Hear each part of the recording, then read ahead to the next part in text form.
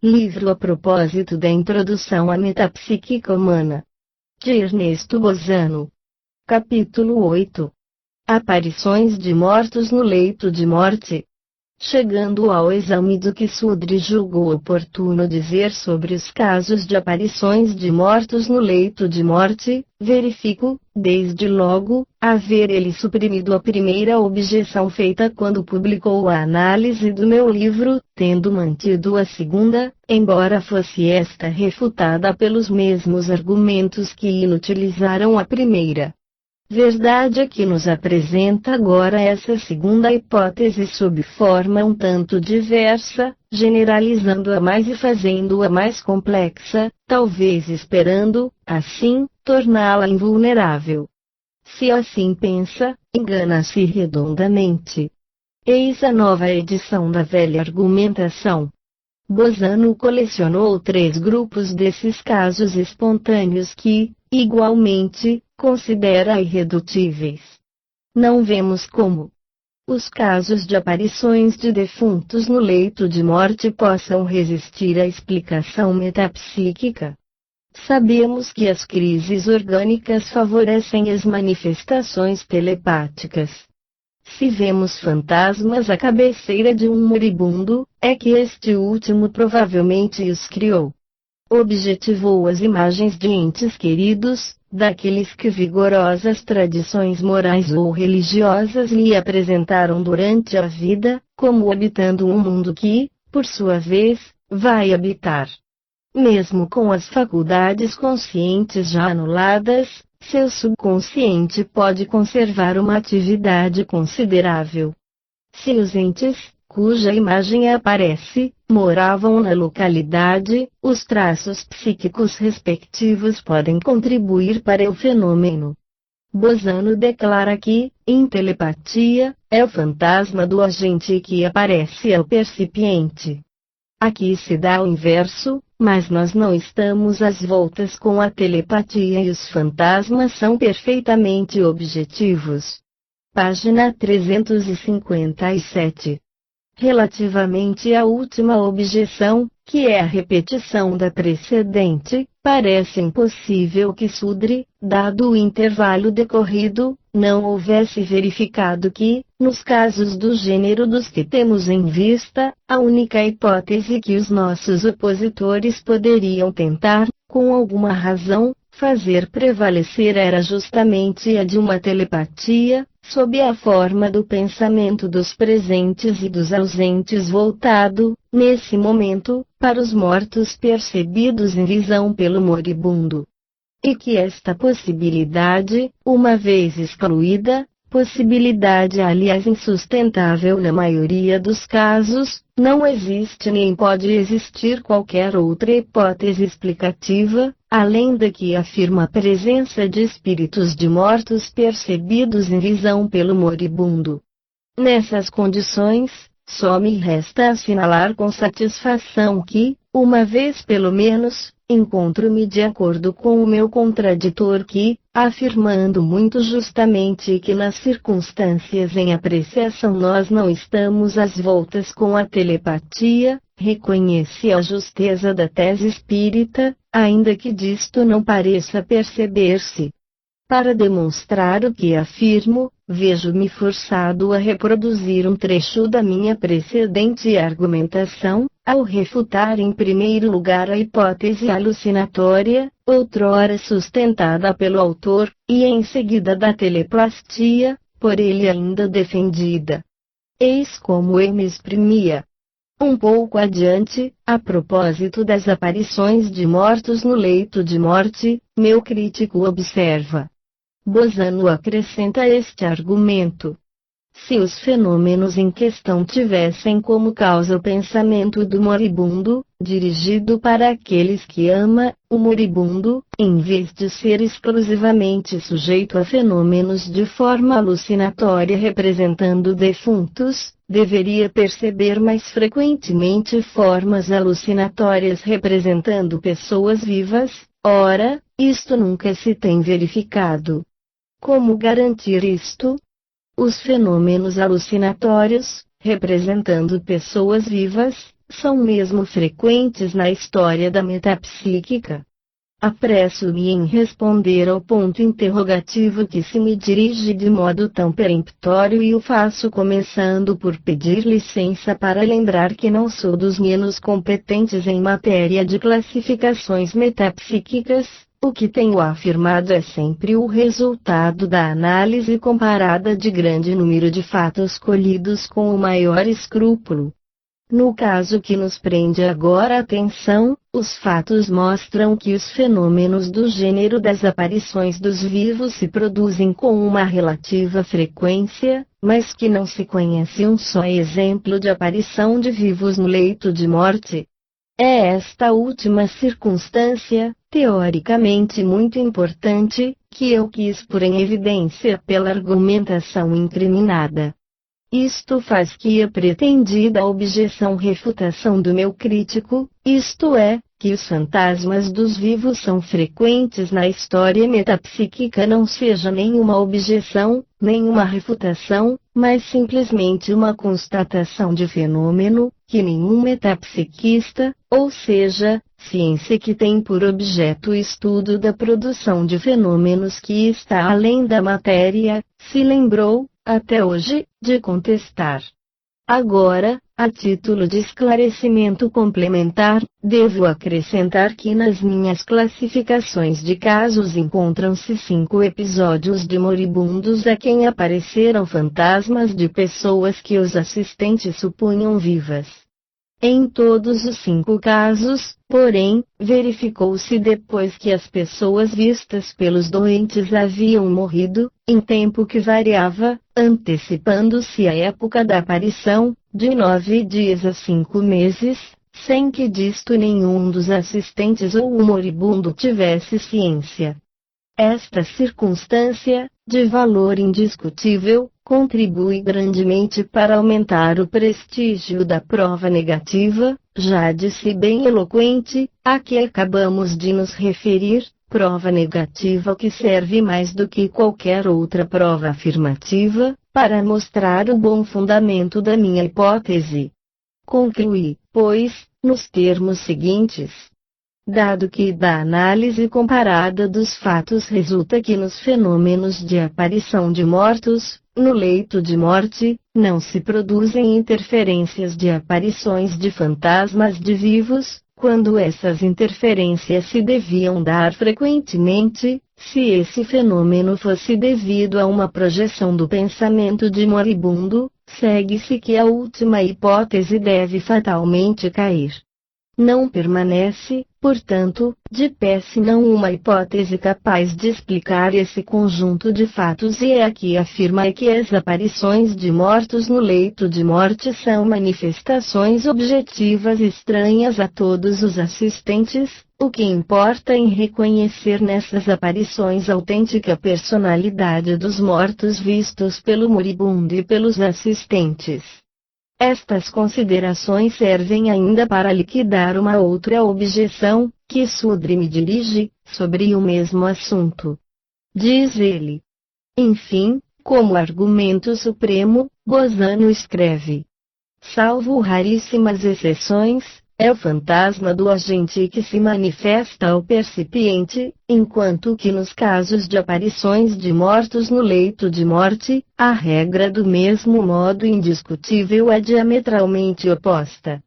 Este argumento, como os outros, cai desde que se abandone a ideia de uma ação telepática para admitir a de fenômenos teleplásticos, criados pela imaginação subconsciente do moribundo e em tudo comparáveis àqueles que se obtêm nas sessões de materialização.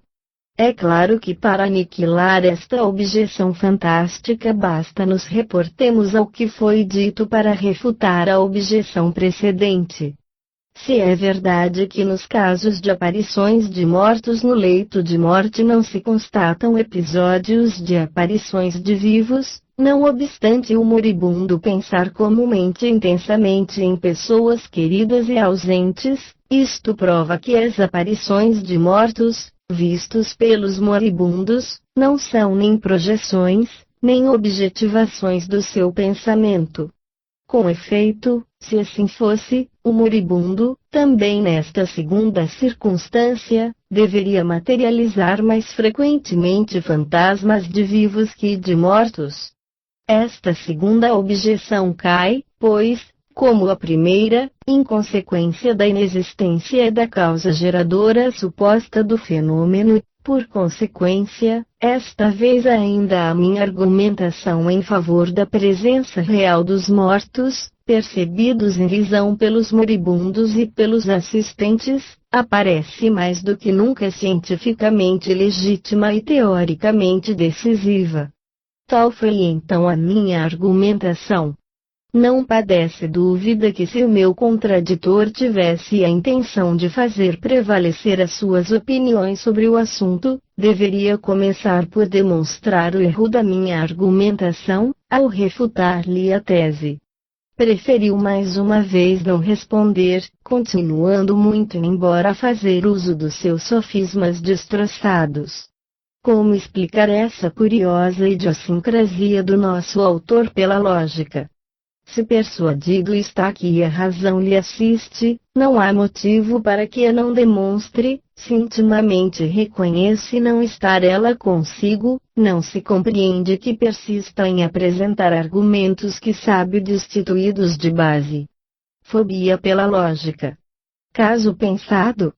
Prefiro não me pronunciar a respeito, cumprindo-me, todavia, lembrar que se os metapsiquistas, grandes e pequenos, continuam a não responder à argumentação rigorosamente lógica com que se destroem os seus sofismas e paralogismos, se continuam a deste se servir, como se houvessem com êxito respondido, então as doutrinas metapsiquistas progredirão graças unicamente aos esforços do movimento espírita, cujos dirigentes nunca deixam de acatar as objeções razoáveis que lhes são apresentadas. Antes de passar adiante, creio oportuno ilustrar o assunto com um exemplo de aparição de mortos em leito de morte, em proveito daqueles dos nossos leitores que não conheçam ainda bem a questão. Para não incidir, porém, em repetição, escolhi um dos que se deram depois da publicação da minha monografia sobre o assunto, advertindo, todavia, que os mais interessantes e demonstrativos, no sentido espírita, são os casos que nela se encontram. O fato é relatado pelo professor William Barrett e por sua senhora, doutora em medicina e cirurgia, e que dele foi testemunha. Journal of the Society for Psychical Research, volume 21, páginas 345 a 346. Escreve o professor Barrett. Os casos das visões de moribundos, quando estes percebem a fantasmas de um dos seus, cuja morte ignoram, fornecem talvez uma das melhores provas em favor da sobrevivência. Forneci alguns exemplos impressionantes no meu trabalho On the Threshold of Conscience, e grande número de casos desta natureza se encontram nos proceedings da nossa sociedade. O próprio professor Richard reconhece que estes casos são muito importantes e mais explicáveis pela hipótese espírita que pela criptestesia, ou seja, telepatia, e acrescenta: de todos os fatos invocados a favor da sobrevivência, estes, isto é, a visão dos moribundos, são os que mais aturdem. Aturdem, bem entendido, sob o ponto de vista materialista. De qualquer modo, não nos devemos esquecer de que as alucinações propriamente ditas não são raras no momento pré-agônico e que, por conseguinte, um estado psíquico de atenção expectante do moribundo podê-las-ia provocar. Por isso os casos teoricamente mais importantes são aqueles em que se encontra prova concludente, do moribundo que vê o fantasma do morto cuja morte ignorava. O valor, nesse sentido, do caso que vou relatar, toma maior vulto, pela circunstância das extraordinárias precauções que foram tomadas para evitar que o doente tivesse conhecimento do falecimento da pessoa justamente que lhe apareceu no leito de morte. O caso me foi relatado imediatamente por minha mulher, que dele foi testemunha na maternidade de Clapton, onde é cirurgiã obstétrica. No mês de janeiro último, 1924, minha mulher recebeu um recado urgente do Dr. Phillips, de plantão no hospital, pedindo-lhe que acorresse à cabeceira de uma senhora em trabalho de parto, a senhora B, que estava em perigo de vida por insuficiência cardíaca.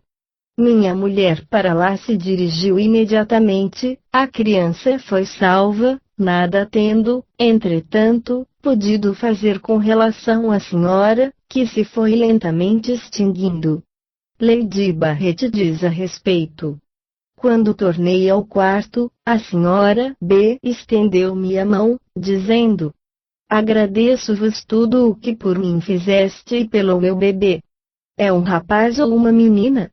Depois, apertando-me a mão nervosamente, me pediu que não a deixasse ainda e que a seu lado ficasse por mais algum tempo. Alguns minutos depois, olhando para a porta da sala, que estava aberta, e essa brilhantemente iluminada, disse: oh, não me deixeis ficar no escuro. Já não estava muito claro e cada vez escurece mais. Momentos depois, olhou para cima, sorrindo e cheia de beatitude, exclamando: oh, como é belo, que encantamento! Que está vendo de tão belo? Perguntei-lhe. Seres maravilhosos, respondeu, cercados de esplêndida luz. Oh, que luz deslumbrante! Seu olhar depois se fixou num dos cantos do quarto, exclamando cheia de emoção: como? Meu pai aqui. Ele diz-me que é feliz e que eu me disponho a acompanhá-lo. Quisera somente que P, seu marido, estivesse aqui. O seu pai havia morrido algum tempo antes. Mandou-se chamar o marido, que chegou alguns minutos depois. Ela acolheu-o com alegria e lhe falou do recém-nascido. Depois, muito gentilmente fez mudar de lugar, dizendo-lhe: deixa-me ver esta luminosidade maravilhosa. Pouco depois, expirava, sorridente e feliz. Para completar a relação dos fatos, escrevi à diretora da maternidade, que me pôs ao corrente de um incidente de excepcional importância sob o ponto de vista teórico. Diz ela. Pouco tempo antes de se dar o falecimento da senhora B, achava-me à sua cabeceira, com seu marido e sua mãe. O marido falava-lhe um tanto debruçado, quando ela o empurrou delicadamente para o lado, dizendo-lhe: oh, não me tape este maravilhoso espetáculo, é demasiadamente belo. Voltando em seguida a cabeça para o lado em que eu estava, fixou um ponto no espaço, dizendo: interessante. Vida aqui está. Referia-se a uma das suas irmãs, falecida 3 semanas antes e cuja morte ignorava. O professor Barrett escreveu à mãe da vidente, que confirmou o importante episódio da visão de Vida, nestes termos: o episódio mais maravilhoso é o que se prende à morte da minha filha Vida, que estava inválida desde alguns meses e que morreu a 25 de dezembro, ou seja, 18 dias antes da morte de Doris, senhora B. Esta última já estava gravemente enferma e a diretora do hospital nos recomendou o mais absoluto sigilo sobre a morte da irmã. Despíamos o luto sempre que íamos vê-la e as cartas que para ela chegavam eram entregues ao marido, a fim de evitar qualquer alusão que a viesse por ao corrente do triste acontecimento. Após o parto, ao passo que se ia extinguindo rapidamente, disse em determinado momento: torna-se cada vez mais escuro, já quase não vejo mais. Pouco depois a sua fisionomia pareceu iluminar-se por tal forma que não me foi difícil compreender que a visão celestial lhe havia sido desvendada. A beatitude da fisionomia oferecia um espetáculo verdadeiramente edificante. E ela continuava: que espetáculo esplêndido! Que maravilha! Que pena não poderem vê-lo como eu vejo. E, fechando determinado ponto: meu pai está aqui. Veio, porque quer que eu vá. Está só. E como que respondendo a um convite. Já vou, já vou. Dirigiu-se em seguida a mim. Oh, se soubesses como ele está perto de nós. Tornando a olhar, de novo, para o mesmo ponto, manifestou a maior surpresa e disse: como? Vida está com ele. E ainda o pai. Bem sei que queres que eu me vá contigo, já vou, já vou. Depois disto murmurou palavras de despedida que não conseguimos bem compreender. A propósito de caso tão interessante, fiz notar a Sudri não haver notícia de caso algum de moribundo, ao qual houvesse aparecido o fantasma de um vivo, por maior que fosse o desejo seu de rever esse vivo, antes de expirar, o que traduz grande interesse teórico, por isso que serve para excluir a hipótese alucinatória das visões dos moribundos, explicação que se pretende basear na atenção expectante. Acrescentava mesmo que, não somente nunca se verificara esse fato, mas que se havia ainda observado a circunstância complementar do aparecimento de fantasmas de pessoas que o moribundo, tanto como os assistentes, julgavam vivas, mas que, então, já eram falecidas, como de verificação posterior. O caso que acabamos de narrar vem se juntar aos outros, pertencendo embora a grupo bem diferente, pois neste os assistentes não ignoravam a morte da pessoa aparecida. Não impede isto, entretanto, que o seu valor no sentido espírita seja igualmente considerável, visto a hipótese de uma transmissão telepática dos assistentes ao moribundo não poder ser seriamente sustentada. Com efeito, se assim tivesse sido, o fenômeno se desenrolaria de modo completamente diferente. Se alguém, todavia, fosse levado a admitir tal hipótese, como poderia então explicar os casos em que nenhum dos assistentes conhece a morte da pessoa cujo espírito se manifesta ao moribundo? Não o conseguiria por nenhuma das hipóteses naturais, donde a necessidade imposta pela lógica de reconhecer que as aparições de mortos no leito de morte, encaradas no seu conjunto, não são explicáveis senão pela admissão da presença real dos mortos aparecidos ao moribundo. Em abono dessas conclusões, lembrarei que na minha monografia sobre as manifestações desta categoria se encontram registrados episódios mais decisivos mesmo que o apresentado pelo professor Barrett. Tais, por exemplo, os casos de criancinhas que, presentes ao leito de morte de outras crianças, percebem fantasmas de mortos que são reconhecidos pelos assistentes, casos em que se verificam todas as circunstâncias necessárias à eliminação, de modo definitivo, das hipóteses alucinatória e telepática, seja da parte do moribundo, seja da do percipiente, pois crianças menores de 5 anos, sem a menor noção do que seja a morte, não se podem autossugestionar, nesse sentido, a ponto de provocarem para elas mesmas visões alucinatórias de defuntos, transmissíveis a uma outra criança presente. A eficácia teórica, sob o ponto de vista espírita, desses episódios é de tal modo evidente que o próprio professor Richet em julgamento imparcial o reconheceu, tendo tido a louvável franqueza de declarar: